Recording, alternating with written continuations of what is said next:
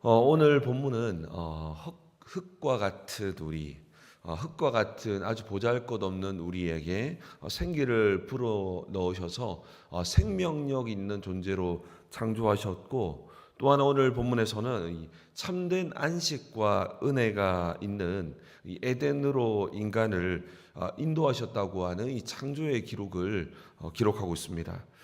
그런데 이 에덴 동산으로 하나님께서 사람을 인도하셨는데, 이 에덴 동산이 바로 하나님이 통치하시고 임재하셨던 이 하나님 나라라고 하는 하나님 나라의 원형입니다. 결국 인간이 타락함을 통해서 에덴 동산이 이제 파괴되었는데, 결국 하나님 나라가 무너지게 되었다, 그렇게 표현하면서 이 그리스도를 통해서 참된 우리 안에 있는 잃어버렸던 에덴을 회복하는 하나님의 임재하심과 또 하나님의 통치하심을 회복하는 역사가 바로 구속사입니다. 먼저 오늘 본문 2장 4절에 보니까 천지가 창조될 때에 하늘과 땅의 내력이니라고 말씀하고 있습니다. 천지가 창조될 때 하늘과 땅의 내력이다라고 표현하는데, 이 내력이라는 이 단어가 톨레도시라는 단어인데, 족보나 역사라고 하는 의미를 가지고 있는 단어입니다. 이 단어가 창세기 전체에서 중요한 단어였는데요. 이 톨레도시라는 단어가 등장하면서 이제 거대한 우주의 창조를 광활하게 창조했던 창조에서 이제 사람에게 모든 역사, 모든 창조의 역사가 집중됩니다. 결국 이것은 하나님께서 모든 그 세상을 창조했지만 그 무대의 주인공은 하나님의 형상으로 지음받은 사람임을 보여주고 있습니다. 5절과 6절에는 아직 비가 오지도 않았고 땅이 갈 사람도 없었다라고 표현합니다. 그리고 들에는 우리가 생각하는 초목도 없었습니다. 그러면서 온 땅에서 6절에 보니까 안개가 올라와서 온 땅을 적셨다라고 그렇게 말합니다. 고대 근동에서는 이 안개는, 이 안개라고 한 단어가 지하에서 물이 발생했다라고 믿어서 그 지하에서 발생했던 물로 말미암아 그 온 땅 가운데 생명이 시작되었다라고 말하는데요. 이 안개만 땅에서 올라와서 온 지면을 적셨다. 이것은 하나님께서 이제 사람이 살아갈 수 있도록 미리 준비하는 장면을 기록하고 있습니다.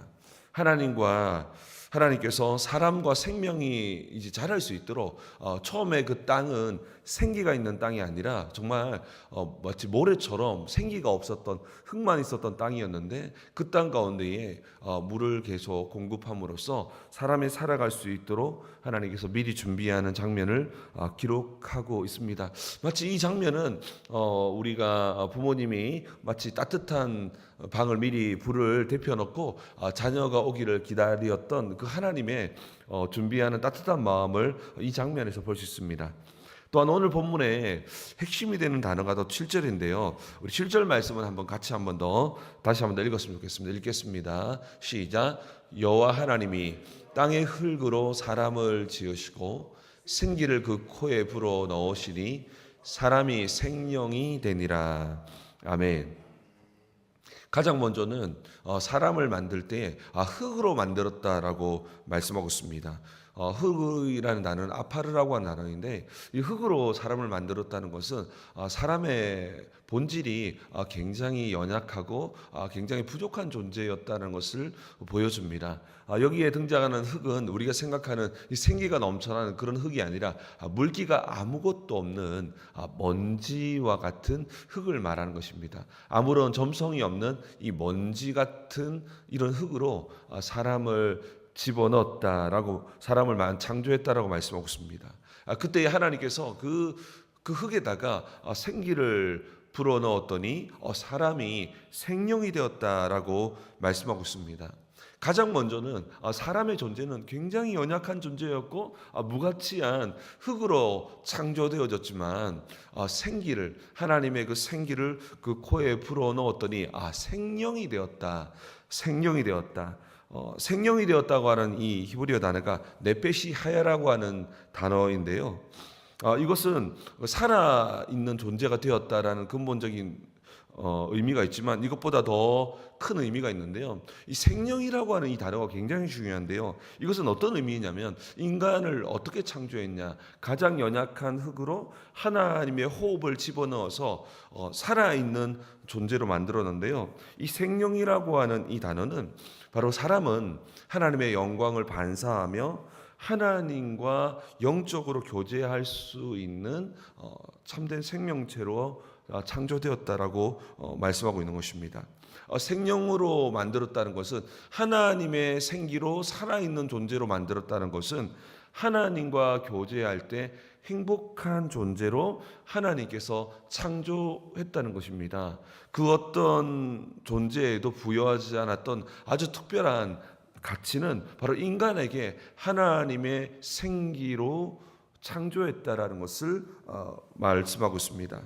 우리를 창조할 때 세상의 성공이나 그 물질로도 우리의 영혼의 깊은 갈증을 채울 수 없는, 세상의 그 어떤 물질로는 그 어떤 흙으로는 채울 수 없는 인간에는 바로 생기가 부여될 때 참된 행복을 느끼는 바로 영적 존재로 창조되었다라고 성경은 말하고 있는 것입니다. 그렇기 때문에 인간이 타락하자마자 이런 생기를 잃어버리고 점점점 죽음을 향해서 걸어갔지만 우리가 기억할 것은 십자가의 은혜로 말미암아 결국 우리 안에 생기, 그리스도의 영이 임함을 통해서 우리에게는 비로소 참된 기쁨과 참된 행복을 느낄 수 있는 놀라운 구원의 은혜가 시작되었다는 것입니다. 이 창조를 우리가 잘 이해할 때 창조가 파괴되기 때문에 결국 그리스도께서 이 땅에 오셔서 재창조의 역사를 일으키시면서 이 세상 가운데에 다시금 에덴을 회복하고 다시금 생명을 회복하는 장면이기 때문에 우리가 이 창조의 기사를 잘 이해하면 구원의 기사까지도 잘 이해할 수 있습니다. 그러면서 하나님께서는 사람을 지으시고 난 후에 세상을 준비하시고 아주 특별한 공간을 준비하시는데 이 동방에 있는 이 에덴 동산이라고 하는 사람이 정말 살아갈 수 있는 특별한 공간을 준비합니다. 그 공간에서 우리가 집중해야 될 부분이 하나 있는데요. 바로 9절 말씀입니다. 우리 9절 말씀을 같이 읽었으면 좋겠습니다. 읽겠습니다. 시작. 여호와 하나님이 그 땅에서 보기에 아름답고 먹기에 좋은 나무가 나게 하시니 동산 가운데에는 생명나무와 선악을 알게 하는 나무도 있더라. 아멘. 이 9절의 말씀을 또한 좀 잘 이해할 필요가 있습니다.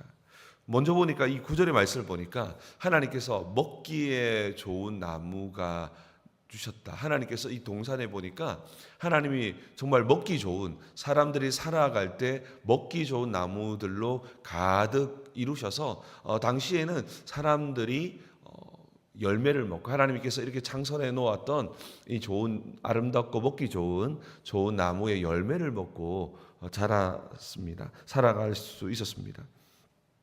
그런데 여기서 우리가 주목할 단어는 이 동산 가운데 보니까 이 생명나무와 선악을 알게 하는 나무도 있더라.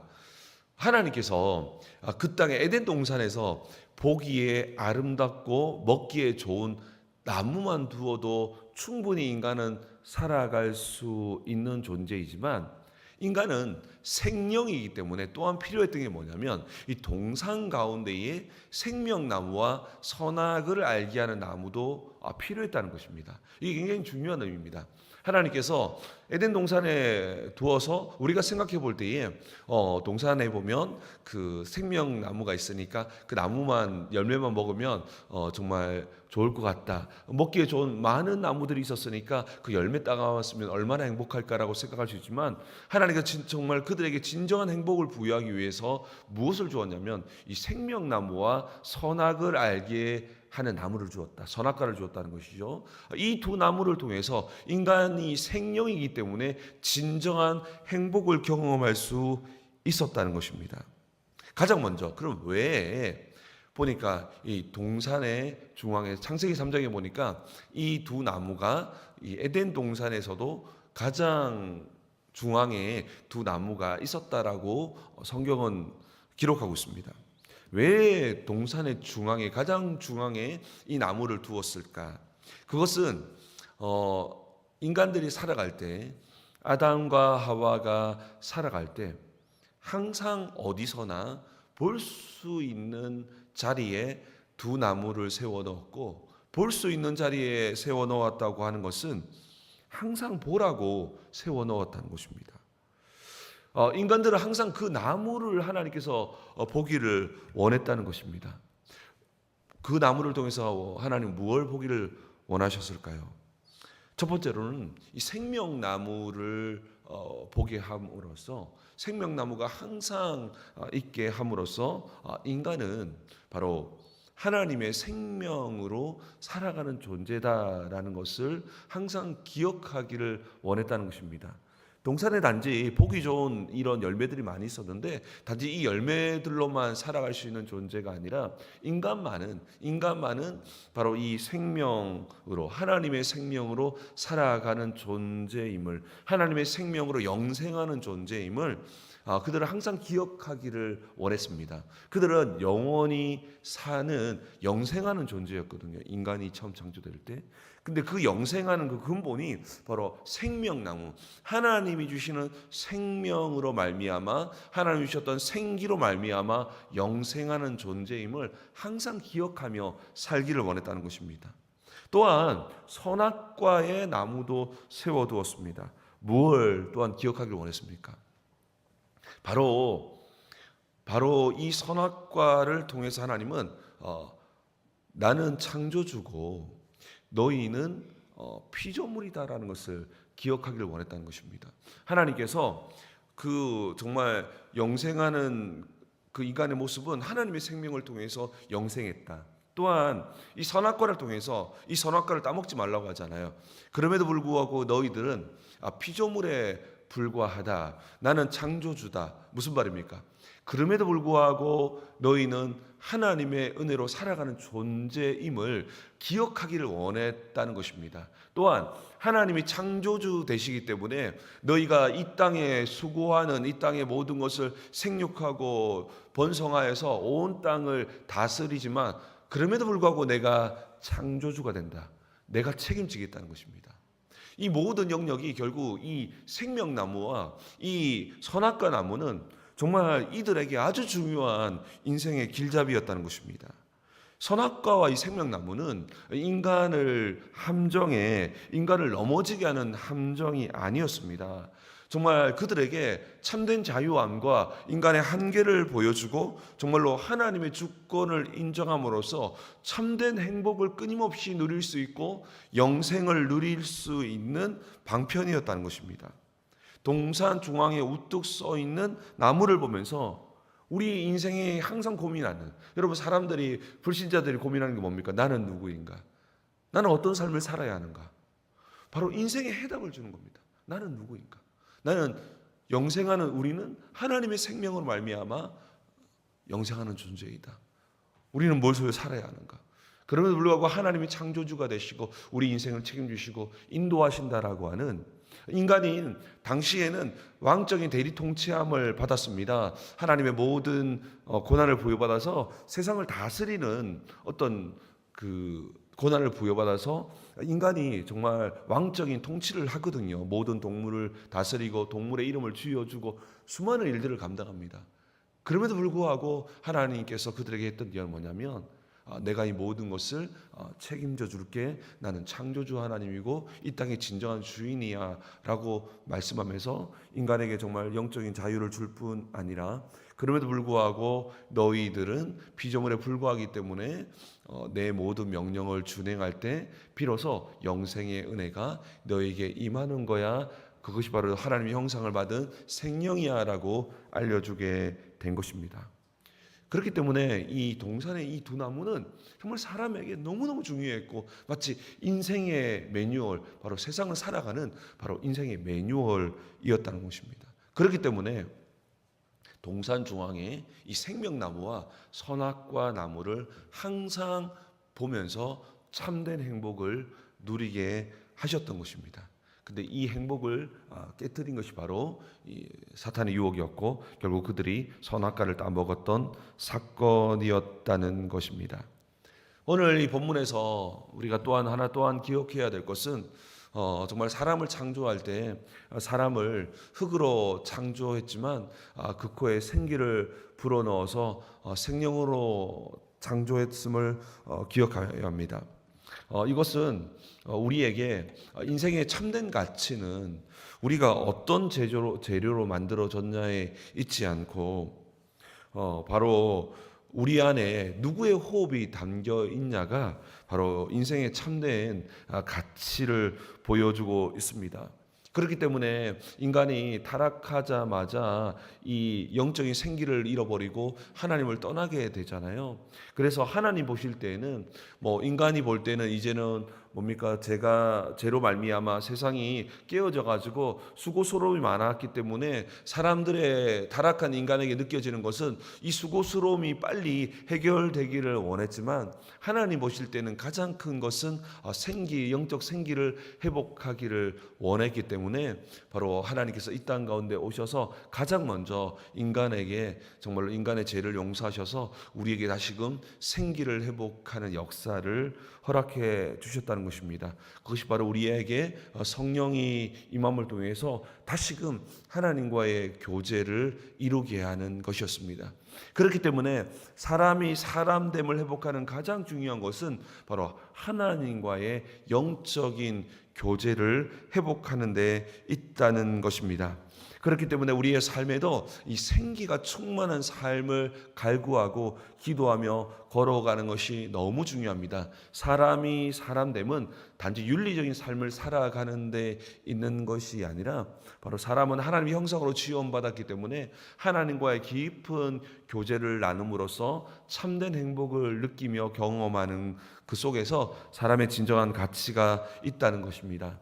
여러분, 우리가 생기를 잃어버렸을 때에 여러분 에스겔 37장에서 보면은 환상에서 마른 뼈 환상 너무 중요하지 않습니까? 이스라엘 백성들이 마른 뼈와 같이 죽어 있는 그 환상을 보면 궁극적으로 하나님께서 생기를 회복시킴으로 생기가 그 마른 뼈에 임하게 함으로써 하나님의 군대가 되는 장면이 기록되어 있습니다. 여러분 정말 그렇습니다. 우리의 삶 가운데에 이 하나님의 생기가 회복될 때 비로소 우리는 하나님의 군대가 될 수 있다라는 것입니다. 고린도후서 4장 7절에는 이렇게 말씀하고 있습니다. 우리가 이 보배를 질그릇에 가졌으니 이는 심히 큰 능력이 하나님께 있고 우리에게 있지 아니함을 알게 하려 함이라. 질그릇이라는 것은 흙으로 만든 존재라는 것이죠. 우리는 여전히 질그릇과 같이 너무나 연약한 존재이지만 우리 안에 정말로 생기가 존재하기 때문에 정말로 우리의 능력은 우리 안에 있지 않고 바로 심히 큰 능력은 하나님께 있음을 우리에게 보여주고 있습니다. 사랑하는 성도 여러분, 오늘 우리가 하루를 살아가게 될 것인데요. 또한 우리가 주일을 맞았는데요. 우리가 많은 기도 제목이 있지만 생기를 회복하는 것은 굉장히 중요한 기도 제목입니다. 우리의 삶에서 볼 때 부족한 것도 많이 보입니다. 여러 기도 제목들이 많이 보이지만 하나님께서 이 땅이 타락한 후에 인간이 고통스러워하는 많은 모습들을 보셨지만 가장 중요하게 생각했던 것은 바로 생기를 회복함을 통해서 생명의 삶을 살아가는 것이었습니다. 그렇기 때문에 주님께서 이 땅에 오셔서 가장 먼저 우리에게 주셨던 것은 예수 그리스도께서 죽으시고 부활하시고 우리에게 생기 되시는 성령을 부어주심을 통해서 하나님과의 깊은 관계 속에서 진정한 행복을 누릴 수 있게 하셨다는 것입니다. 오늘은 주일입니다. 오늘 어떤 기도 제목들보다 우리가 정말 생기가 우리 안에 충만히 회복됨으로써 정말 여호와의 군대로 일어서기를 원하옵고 또한 중요한 것은 정말 여러분 먼저 정말 우리가 하나님과의 교제가 정말 진정한 행복인지 그렇다면 정말 우리 안에 진정한 행복을 회복함으로써 온 땅 가운데에 진정한 행복은 바로 예수 그리스도로 말미암아 하나님과의 교제에 있음을 우리가 먼저 누리고 온 땅에 선포하는 우리 모두 되기를 주님의 이름으로 축복합니다. 우리 함께 기도했으면 좋겠습니다. 우리 정말로 기도할 때에 우리의 삶에도 정말 가장 먼저는 생명나무와 선악과를 회복해야 합니다. 우리 인생의 중앙에도 생명나무가 세워져서 우리의 모든 영생의 근원은 하나님께 있음을 고백하며, 또한 선악과가 여전히 세워져 있어서 우리가 큰 하나님의 자녀로 부여받았음에도 불구하고 여전히 우리는 피조물에 불과함을 고백하며 창조주 하나님 되심을 고백하며 주의 말씀에 순종하는 삶을 살아갈 때에 우리의 인생 가운데도 눈에 보이지 않는 하나님 나라 에덴이 회복되는 것입니다. 이 놀라운 축복들이 우리의 삶에 회복되는 하나님 그러한 삶이 되기를 원합니다. 생기를 회복하는 오늘 주일 되기를 원합니다. 주님 우리에게 성령을 부어주셔서 생기로 충만한 우리의 삶이 되게 도와달라고, 역사해달라고 우리 다 함께 말씀을 기억하며 주여 한번 부르신 후에 기도하겠습니다. 기도하며 나아갑니다. 주여.